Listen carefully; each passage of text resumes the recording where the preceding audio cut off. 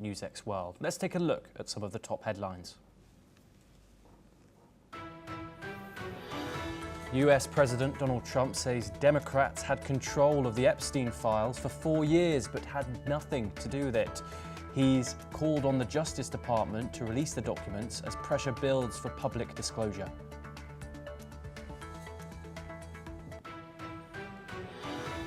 Israel has agreed to grant limited access to Syrian security forces in Sweida for 48 hours amid deadly unrest in the Druze majority region. An Israeli official said the move aims to stabilize the area following days of clashes. Brazil's Supreme Court has ordered Jair Bolsonaro to wear an electronic tag as his coup plot trial nears its end. The judge accused the former president and his son of committing hostile acts against the country. Israeli Prime Minister Benjamin Netanyahu called Pope Leo following an airstrike on Gaza's Catholic Church that killed 3 people. The Pope renewed his ceasefire appeal and expressed deep concern over the humanitarian crisis in Gaza. France, Britain and Germany have warned Iran to restart nuclear talks immediately or face the return of UN sanctions. They've given Tehran until the end of August to show concrete progress after recent attacks on its nuclear sites. An Indian national was killed and another abducted in a terrorist attack in southwestern Niger, according to India's embassy. A third Indian is reported missing as authorities investigate the incident. 18 workers trapped in a gold mine in northwest Colombia have been rescued after a 12-hour operation. The National Mining Agency said all were found in good health.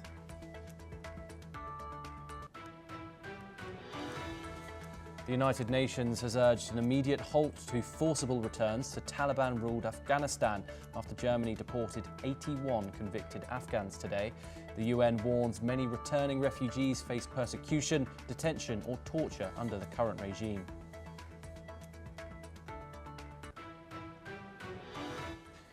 Now we start in the Middle East this hour, where in the wake of a deadly Israeli airstrike on Gaza's only Catholic church, Pope Leo and Israeli Prime Minister Benjamin Netanyahu spoke by the phone. The Pope, calling from his summer residence in Castel Gandolfo, urged the protection of all places of worship and called again for an immediate ceasefire. The strike on the Holy Family Church in Gaza City killed 3 people. Prime Minister Benjamin Netanyahu, who initiated the call, expressed regret, calling it the result of a, quote, stray round. Meanwhile, German Chancellor Friedrich Merz also spoke with Netanyahu, pushing for a ceasefire, urgent humanitarian aid and a long-term solution that balances Israeli security with Palestinian self-determination. He also warned strongly against annexation of the West Bank.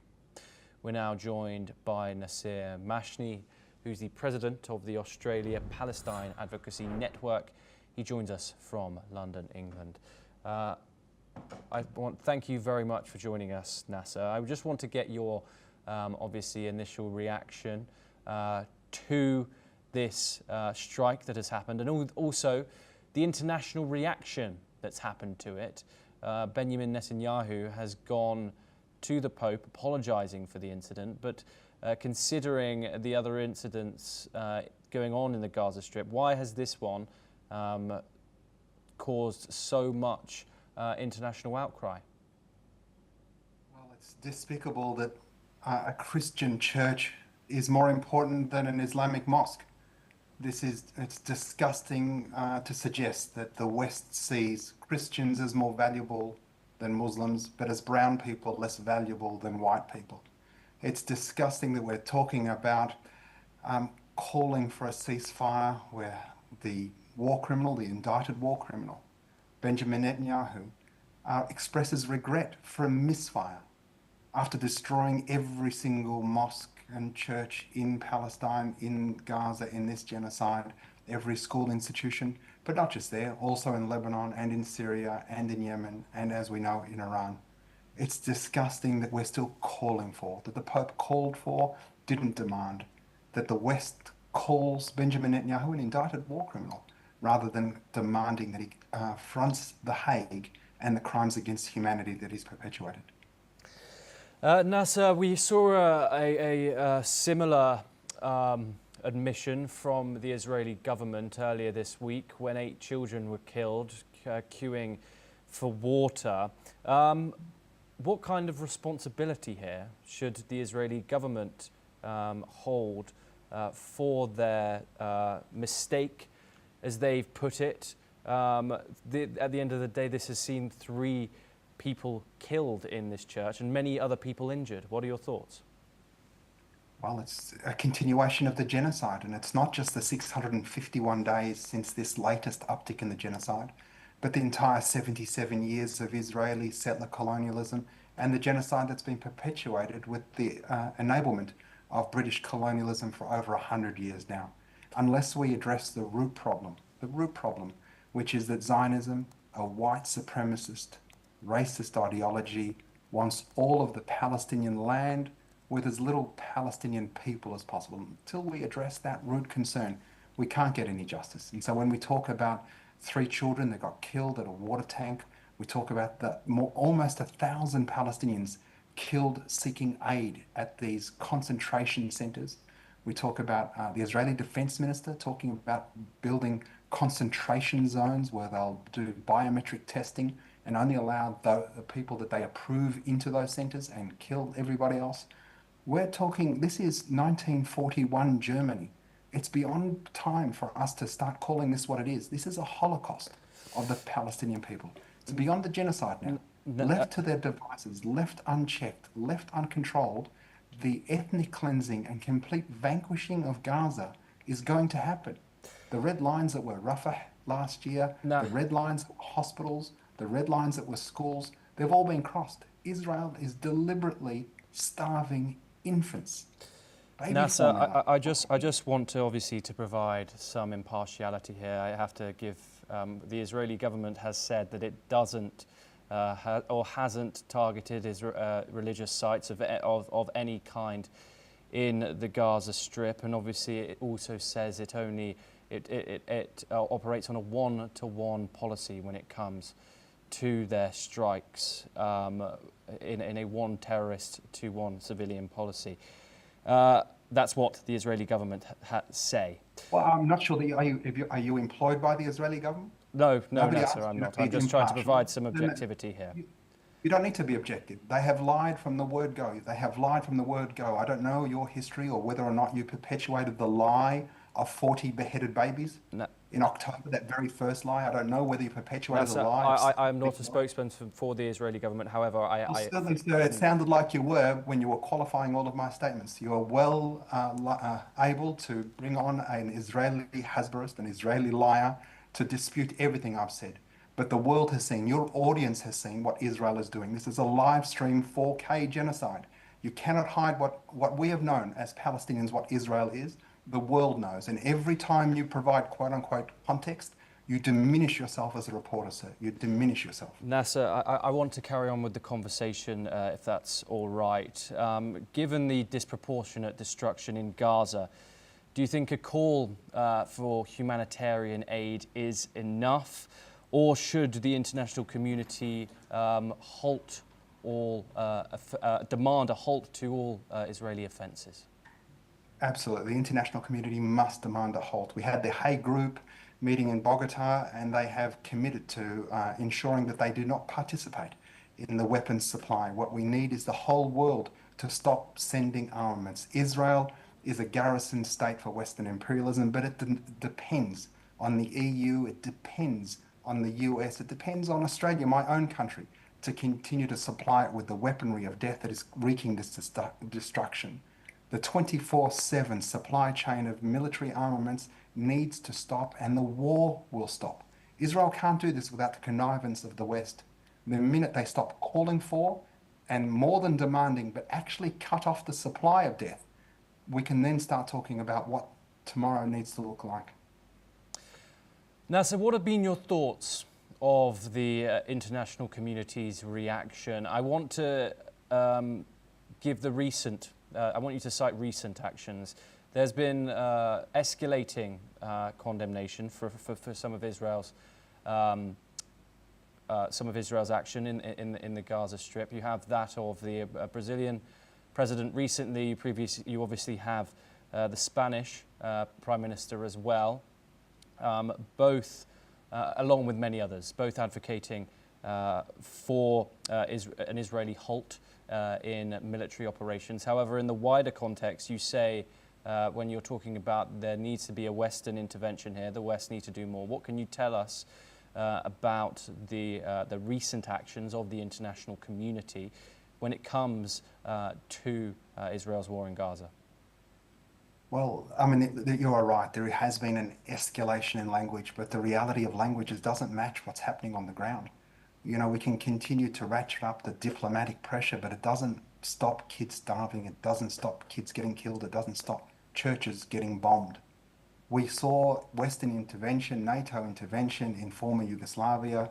We've seen what the West has done for Ukraine.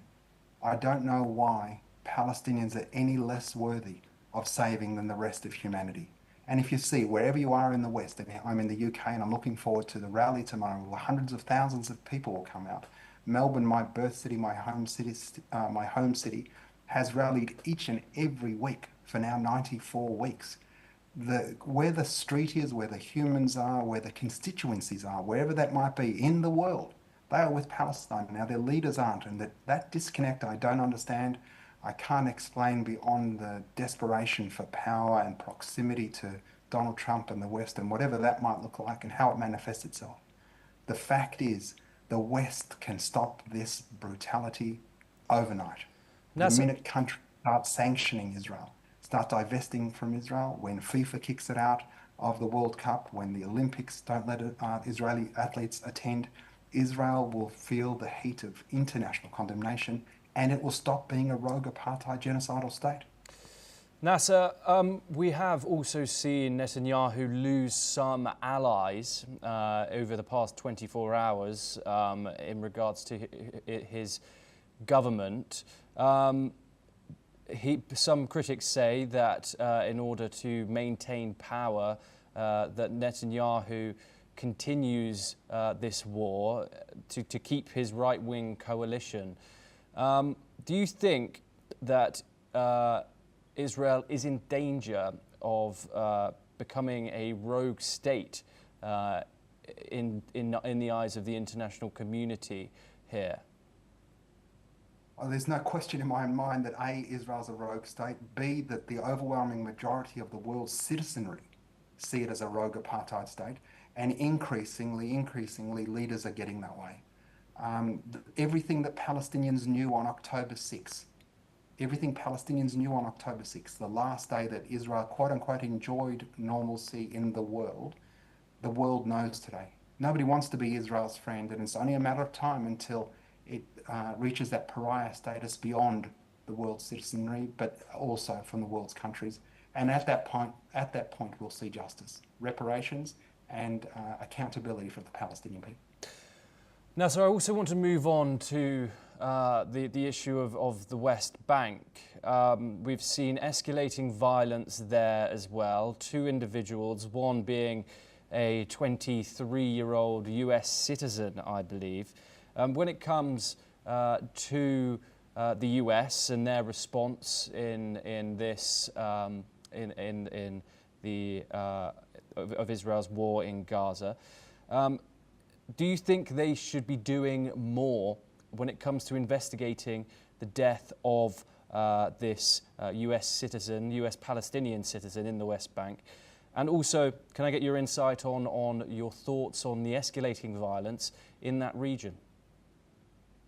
Look, you know, I see all Palestinians, in fact, all of humans as equal, and we should be investigating American deaths, but also Palestinian deaths, but, you know, wherever they might be across historic Palestine.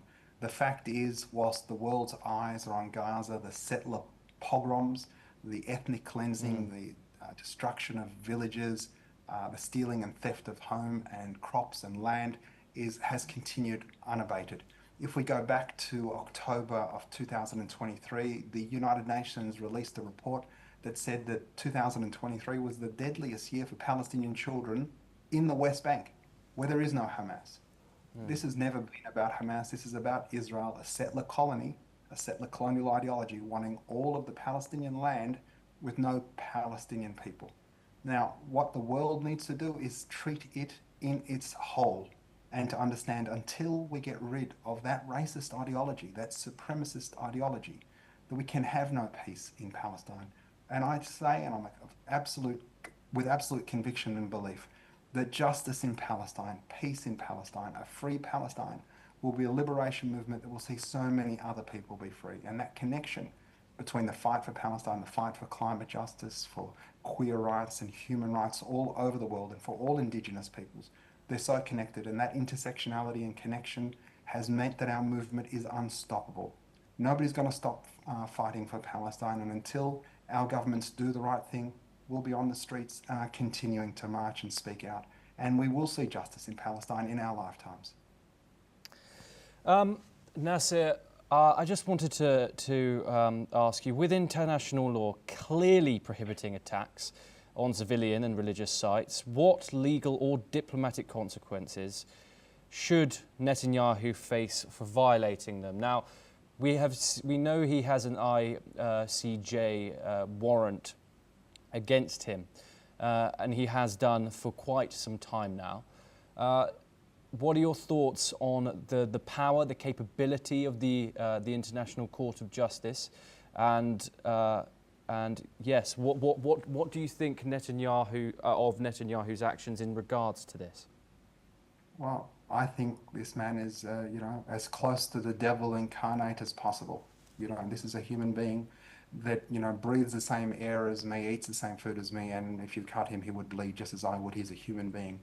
But he needs to suffer, he needs to suffer the full consequences of his actions and be held to account at The Hague by international law. He's an indicted war criminal. He shouldn't be allowed to fly over the airspaces of other countries that are signatories to the Hague, to the International Human Rights Conventions, and to the ICC and ICJ, but he flew over European airspace on his way to meet Donald Trump. We need the international community to be true to its foundational understanding of a shared humanity, to a world where never again meant never again for any of us. And the only way they can do that is to demand an immediate halt, to cease the weapons, and for an international force to go and arrest this man and Yoav Gallant, the other indicted war criminal in Israel. Okay. Nasser Mashni, thank you very much for joining us on the programme. For our next update, we stay in the Middle East, where the Syrian Network for Human Rights has said that bloodshed in Sweida has left at least 321 people dead. Armed tribes supported by Syria's Islamist-led government clashed with Druze fighters in the community's Sweida heartland a day after the army withdrew from the region. The Syrian minister said that the government has recovered 87 bodies, but he did not indicate if it was the entire toll from recent violence between Bedouin tribes and Druze minority in and around the city of the south of the country. Meanwhile, Germany has warned Syria's government it needed to protect citizens of all religions and ethnicities to have Berlin support, after accusations Syrian forces committed abuses against the Druze minority. We're now joined by Mark Sutherland, who's a geopolitical commentator. He joins us live from London. Mark, thank you very much for joining us. I want to just get your initial reaction to this obviously ongoing violence in the south of Syria, and your thoughts if there's a real risk of this conflict escalating, not just something in Syria, but something much more regional here. Thomas, good to be with you. I think earlier in our discussions, Israel is walking a very difficult line. But the other thing is that's very, very important to them is that, as I've said earlier, they have a number of, they have a Druze community within Israel, and those members of that Druze community also serve in the IDF. They also have family members in southern Syria. There is an ideology within Syria of jihadism that turns around and says that we object to anyone else that has a different belief system than ourselves. Now, there is, I think, the Druze community within Syria, or if you added that up with in Israel, was just over 1 million. And this is, in my humble opinion, an ethnic cleansing. Gilani, then we saw what happened with the Alawites. There's also been attack on Christians as well.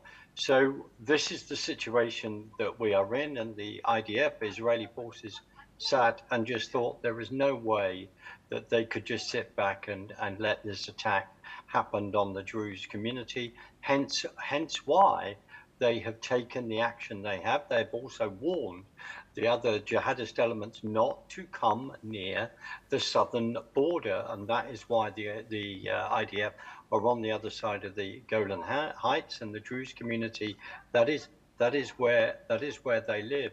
And as I've said previously, Thomas, the Golan Heights give Israel a protective outlook, because so they can actually see what's happening in Syria and then protect themselves from potentially attacks from the south. Mark, I want to now go into the fact that the US has condemned this, the Israeli action, and has asked for de-escalation. Donald Trump, back in May, lifted sanctions on the country. We've seen and heard these terrible statistics, we've seen these terrible visuals coming out of the region. What hope does Syria have in becoming a democratic state like it says it is going to become? Well, I believe it's deeply challenging, and without being too sarcastic and cynical, I don't see that happening at all. The other thing is, in my opinion, is the sanctions should not have been lifted on Syria. I can see that maybe they're trying to do that in good faith, but by lifting that, you could argue that it's actually empowered jihadist movement there to turn around and say, no, well, if the Americans have lifted those sanctions, then that means that we can go and behave in a particular way.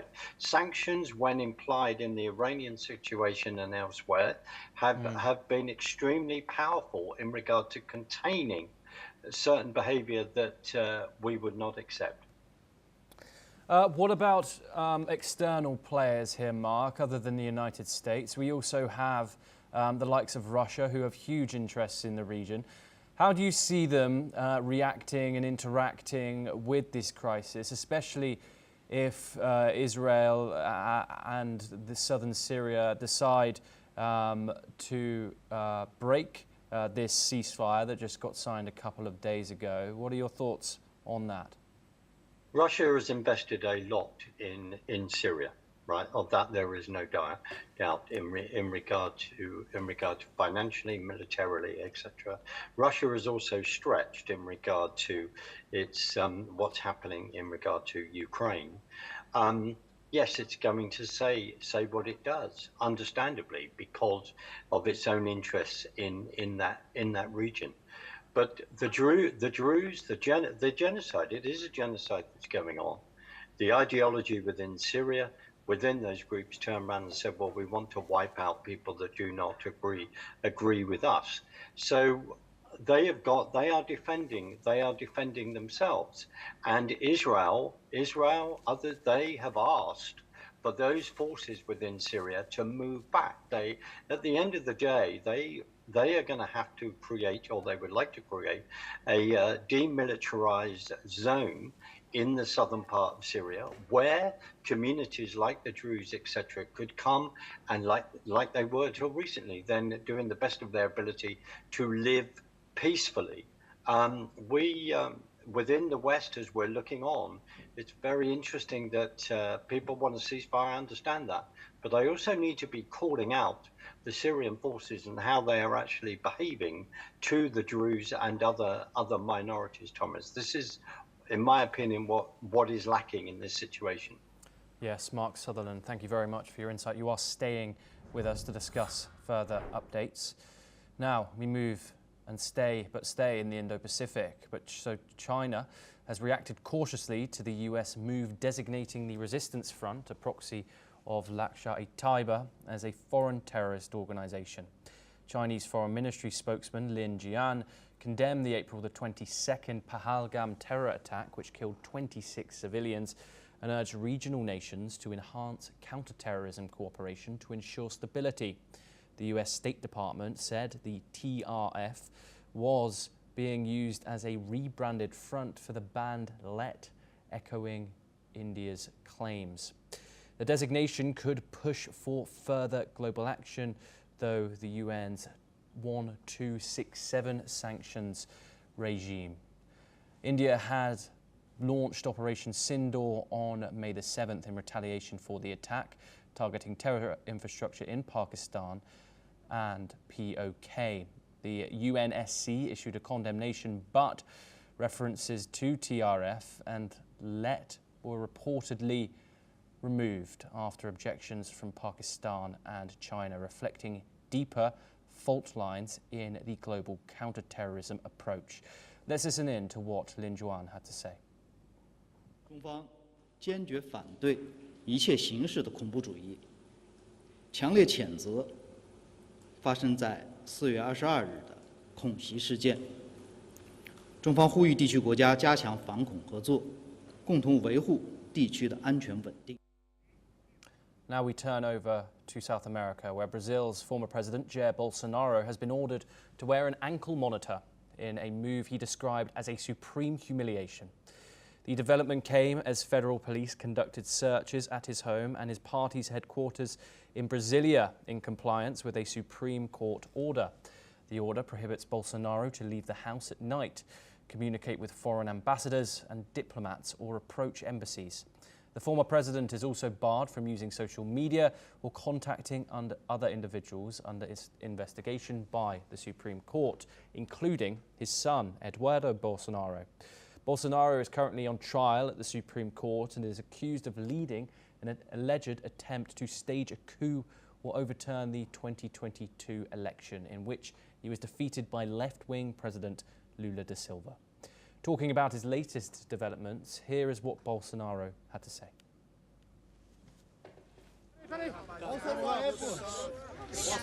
Pode, presidente. Meus advogados vão tomar conhecimento do inquérito restrito a Brasília com tornozeleira. Fizeram a busca pela bancada, pegaram R$7.000 e aproximadamente $14.000. Tudo devidamente aí. Fica quieta aí, cara. No momento, é novo inquérito. Estou também dentro dele.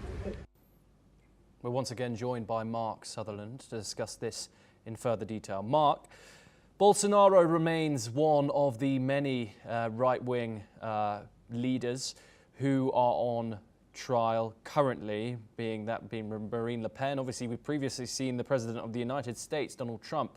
And so my question to you is, like the President of the United States, might this trial help Bolsonaro garner political support for his cause?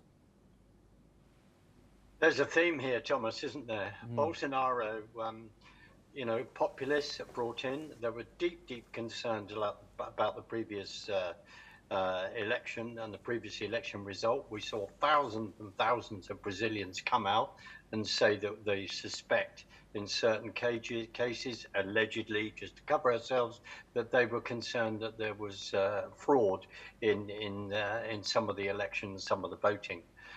Lula, who was the guy now president of Brazil, he was in prison, I believe, beforehand, and is, in my opinion, extremely left-wing and a socialist ideology. Bolsonaro, I think, has been treated appallingly in this situation. And yes, you are right. It's very similar to Trump all of the court cases that they threw at him, from Russia, etc., and accusing him of this, that, and the other, that were then unfounded. And with Marie Le Pen, yes, I think the same thing is at play. And you could also argue within the judicial system within Israel with Netanyahu that there would be exactly the same thing that's playing out. Yes, indeed. Mark Sutherland, thank you very much for joining us. Unfortunately, we have ran out of time. For our final story, we head to Africa, where in a tragic incident in southwestern Niger, an Indian national has been killed and another abducted, and also a third remaining missing following what India's embassy has labelled a terrorist attack near the Nigerian border. The attackers ambushed a Nigerian army unit guarding an electrical line construction site in the Dosso region, about 100 kilometres from the capital, Niamey. At least one Nigerian soldier is also believed to have died in the assault. India's embassy in Niamey is working with authorities and the employer to repatriate the deceased and secure the abducted individual's release. This comes amid a surge in violence in Niger, which has been under military rule since a 2023 coup. Jihadist groups affiliated with Al-Qaeda and ISIS have repeatedly targeted this border zone, which neighbours Nigeria, Benin, Mali and Burkina Faso. India has seen multiple such incidents, including the April 25th abduction of 5 Indian technicians in Sakiora and the kidnapping of 3 Indians in Mali earlier this month.